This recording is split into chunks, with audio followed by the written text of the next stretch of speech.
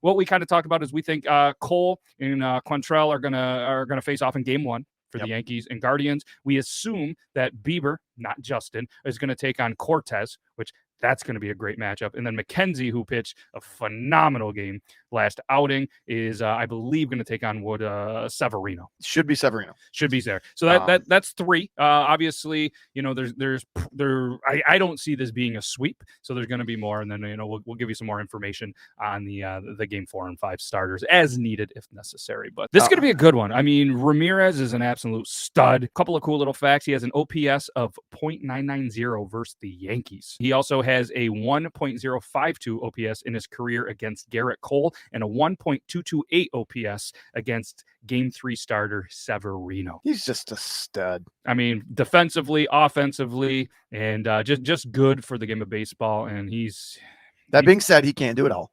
Maybe he can. He's going to try to do it all. He did in game 1, and then his defensive plays in game 2. So maybe he can do it all. Yeah.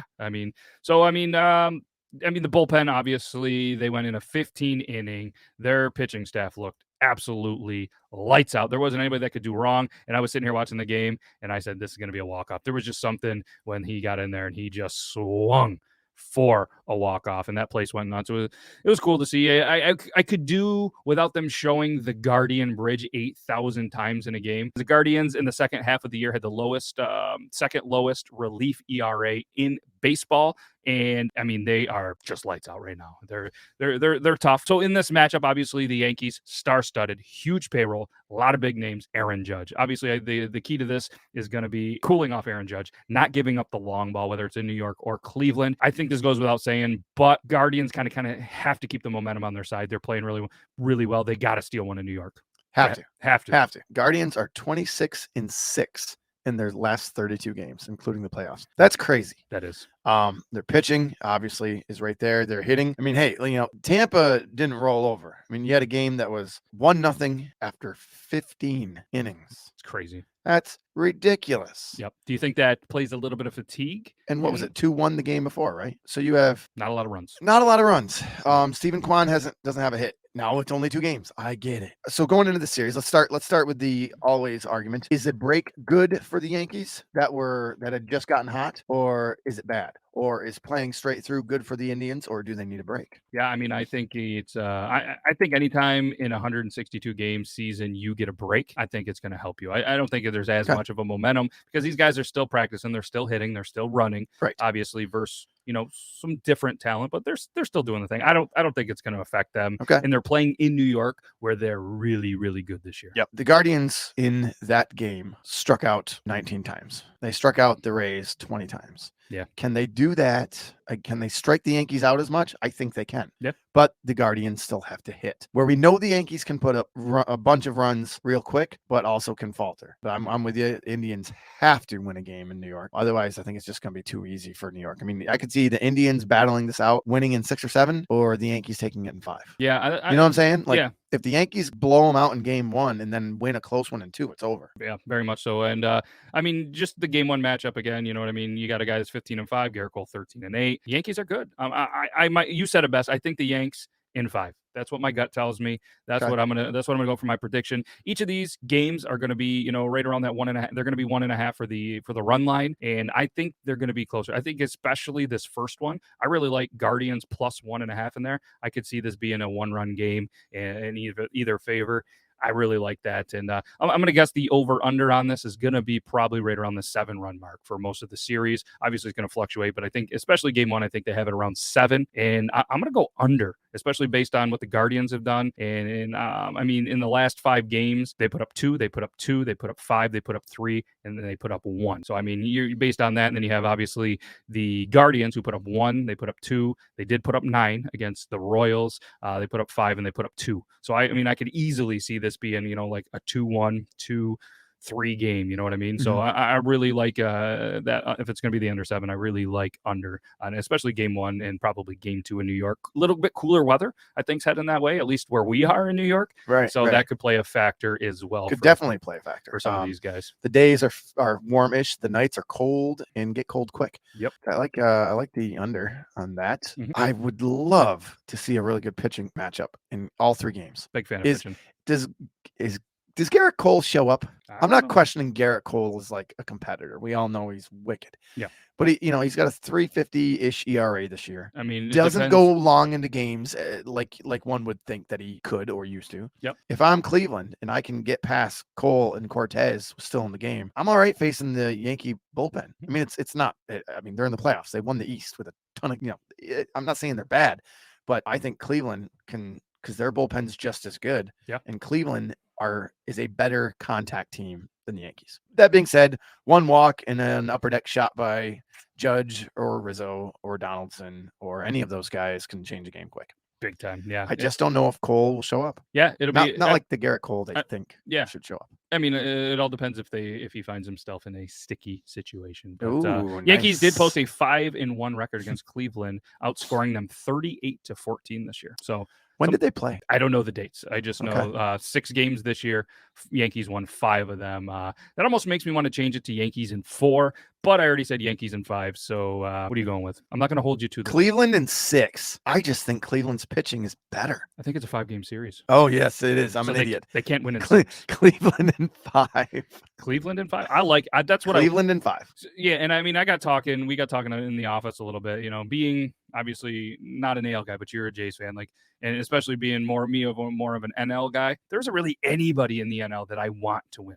I don't like the Braves. I don't like the Phillies. I don't like the Dodgers. I don't really have a ton of beef for the Padres, but I just don't really like a couple of the players on the Padres. I don't want anybody to win in the NL, so I got to go with the AL. I don't like the Yankees. I don't like the Astros. So, I mean, it comes down for me, Mariners and the Guardians. I really need you to do something here, but I'm already out there. I'm being realistic. I really think Yankees in 5. You got the Guardians in 5. So 5 or 6. 5 or 6. It depends. Maybe they'll get a rain out and they'll do there. It's okay. It's okay. Let's move on to the next series here. We're going to talk about let's stay in the AL. Let's go with Houston versus Seattle. Let's see who's going to play potentially the Yankees or the Guardians on our predictions. Game 1, I believe, is going to be Verlander versus Gilbert. Then there was, I believe, Javier versus Castillo, which if Castillo pitches like he did last time, wow. Astros have probably, if not the best, one of the best rosters in baseball, from their pitching to their bullpen to their hitting to probably even their bat boy. I mean, they are an unreal team. They're the second in the AL in home runs, and they're second to last in strikeouts. They beat the Mariners 12 out of 19 times this season, and they are a huge, huge favorite coming into the series. I'm not going to lie to you. I'm going to go at least money line every game Houston. I think Seattle obviously can put the ball in play. But Houston's bullpen, Houston's starting rotation is on a different level than the Jays, the way that they've been playing recently. So it's gonna be a little bit different game in there. I'm gonna definitely lean towards that. But if Seattle does have a chance to win, like we kind of said, they have to steal a game in Houston. If Houston goes into Seattle only needing one, they're going to win there, especially in the potential game 3. I honestly see them going to Seattle up 2-0.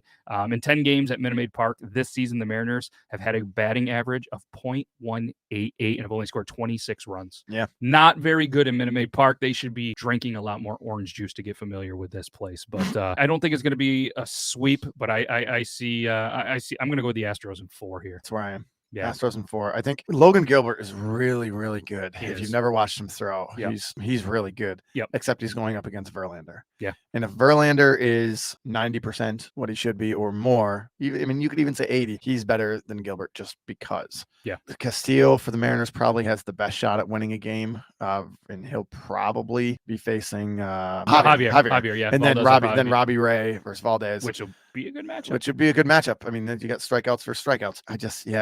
You're in Houston for 2. They've owned them. They're real familiar with them. Unlike the Yankees Indian series, Houston now granted, Seattle is a really hot team. Momentum better ride pretty hard on this series. Yeah. So if you bet the money line on this, especially game 1, it's going to be right around the same thing. I think I see it for there. It's minus 210 for the money line.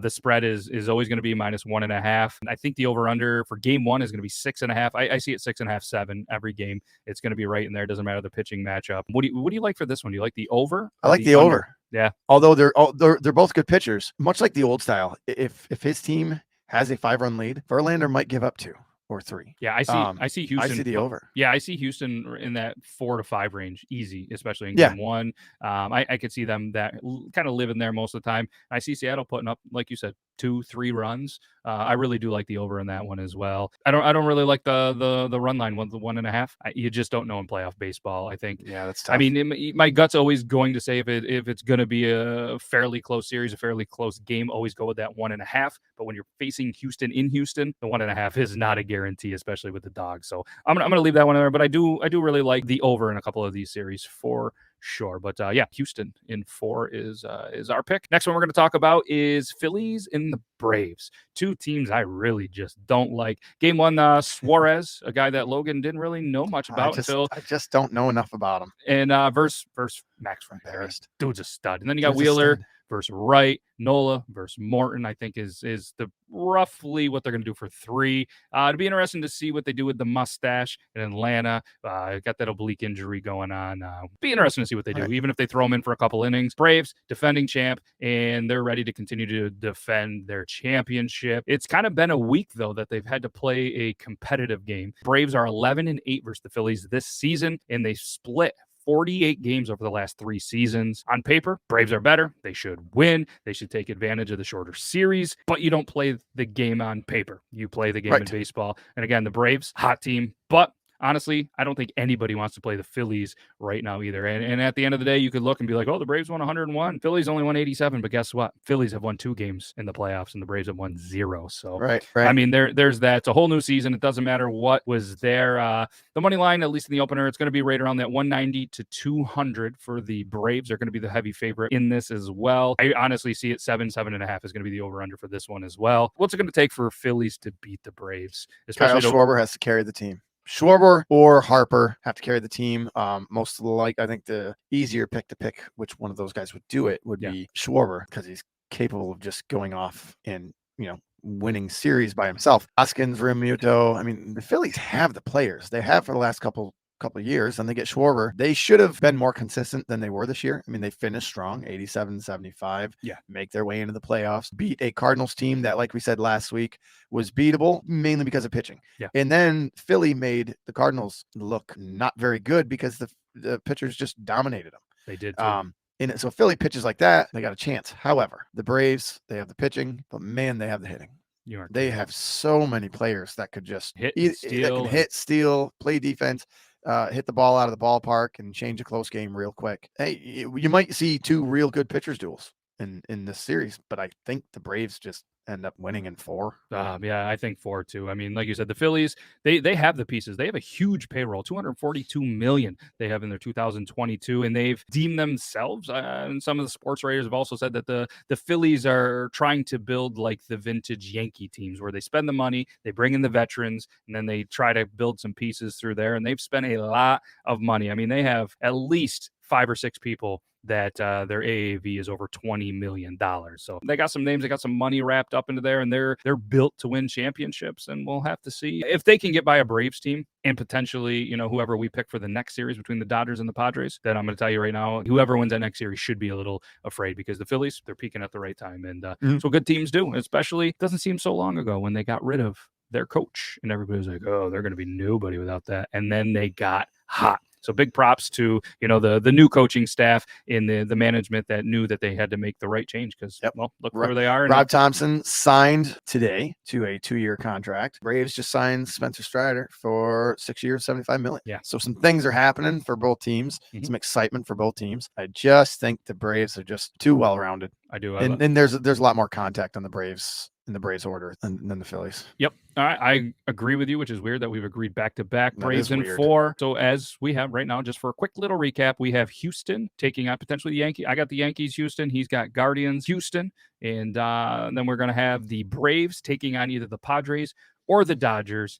I'm excited. This is probably the series that I'm most excited to watch. And the reason is because there's going to be some great pitching matchups, but you have some great pitchers in the Dodgers organization. Urias, Kershaw, Anderson, just, the first 3. And they haven't even announced who they're going to, but that is potential the order. But could you imagine having that problem that you don't know who you're going to throw first because they're all that good? And not only do you don't know, if you're the Dodgers, you probably don't really care. No, you could just put them all in just hat. like, whatever. I put them in a Who hat. wants to throw tomorrow? okay. Might as well go. But over the last couple of seasons, Kershaw's kind of been the number 2 guy, and this year he's kind of fell down the rotation just a little bit more, and he still is really Kershaw. good. He's still really good. Dodgers, they're 14-5 against the Padres this season. Keep in mind that a decent amount of those games were before the Padres just went in a signing spree at the trade deadline, so they're a little bit of a different team, and they did win all 6 series played. Dodgers went 57-24 at home this season. San Diego was 45-36 away. Not a huge trip. It's not like they're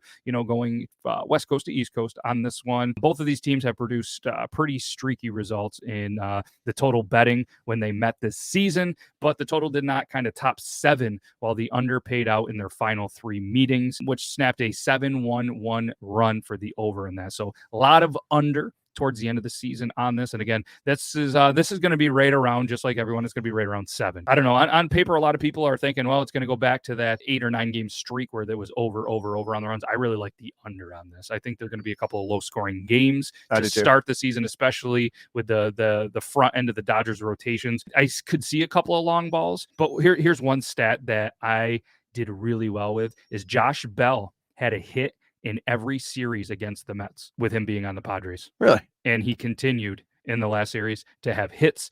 He does not have that kind of luck against the Dodgers, but he has been getting a hit in almost every game. I'm going to continue to bet Josh Bell with a hit in every game until he proves me otherwise. So I'm going to do it. I'm going to continue to do it. I mean, okay. Hey, all right. let's ride. I mean, he's capable. He's definitely good. capable of it. But double digits, 5 games in which the total did reach double digits when they played this year for the over.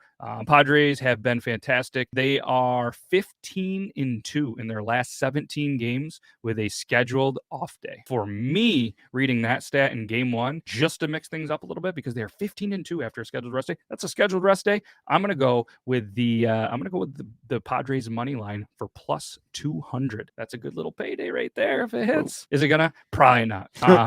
But again, it's going to be right around that 200 to 210 mark in there. Obviously 1.5 for there and around 7 for the over under. So Logan, what do you like maybe in that over under? Because the Padres are rolling right now and they are a different team. Yep. I'll say the Dodgers in 5. Ooh, okay. Yeah, I'm going to go Dodgers in 5. 2 of those being wicked good pitchers duels, and the other ones being slugfest. That's what I'll say.